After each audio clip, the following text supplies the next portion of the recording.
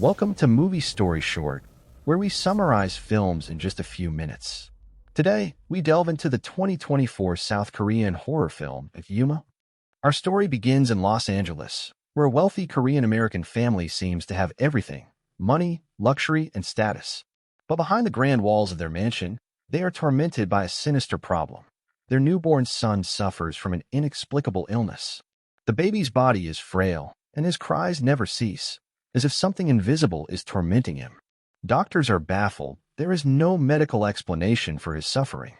Desperate for answers, the family turns to an unconventional source, Rim, a renowned Korean shaman known for her ability to communicate with spirits and remove curses.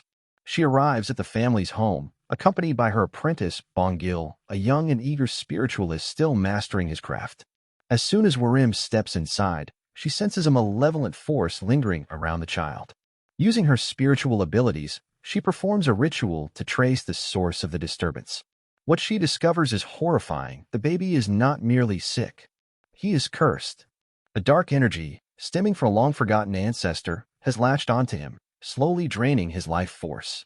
The only way to break the curse is to locate the ancestor's grave, exhume the body, and rebury it in a proper place.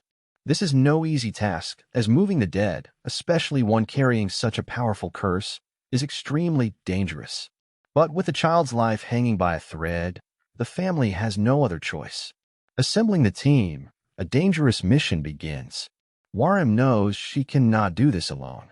Exhuming a body tied to a spiritual disturbance requires a team of experts. She reaches out to Kim Sang-deok, a skilled geomancer and feng shui master, who specializes in identifying burial sites with strong spiritual energy. He is an older man with a deep understanding of ancient traditions, but carries skepticism about spirits. The final member of the team is Yongdun, a professional mortician whose job is to handle the physical remains of the dead. He has seen it all: bodies in the worst conditions, remains from crime scenes, and even supernatural occurrences. But nothing will prepare him for what is to come. With the team assembled, they embark on their journey to South Korea, where the ancestor's grave is believed to be located. The site is in a remote mountain village, far from civilization, in a place steeped in legend and fear.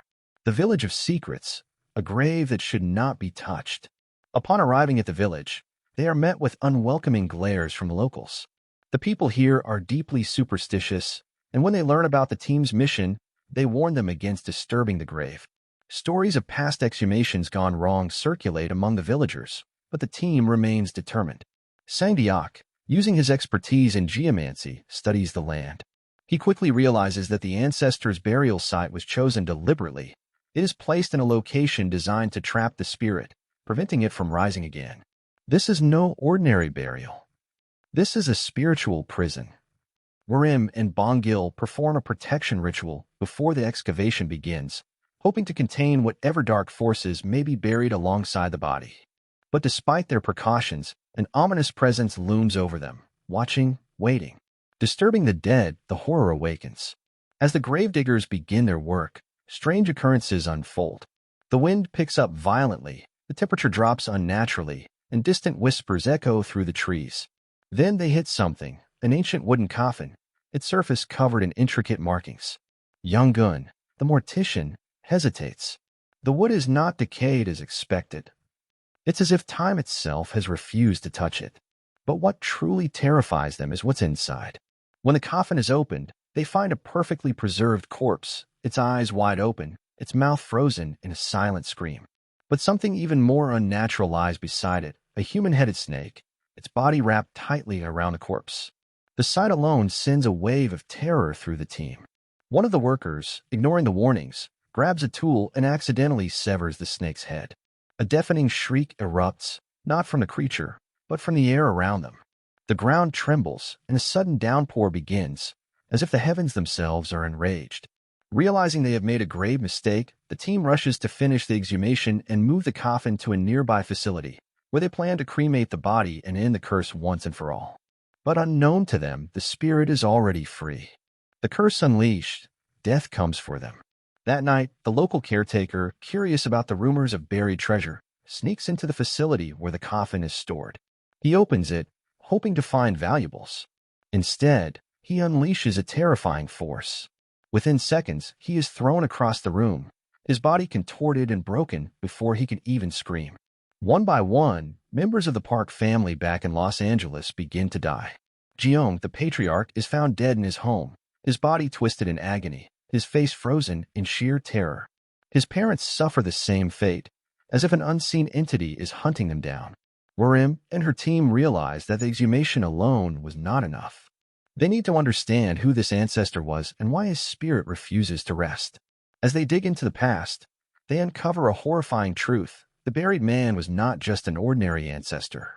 He was a traitor, a collaborator during the Japanese occupation, responsible for the deaths of countless innocent people.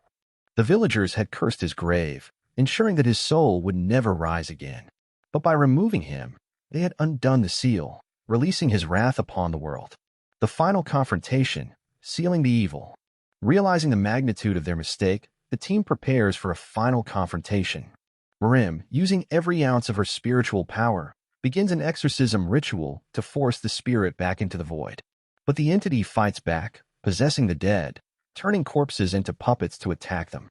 Bong-gil, despite his fear, steps up to assist, chanting protective spells. Sangdiok, using his feng shui mastery, attempts to redirect the spirit's energy to trap it once again. Meanwhile, Yonggun prepares the body for one last, desperate solution: total incineration. As the coffin is set ablaze, the entity lets out an unearthly, ear-piercing scream, shaking the very foundation of the building.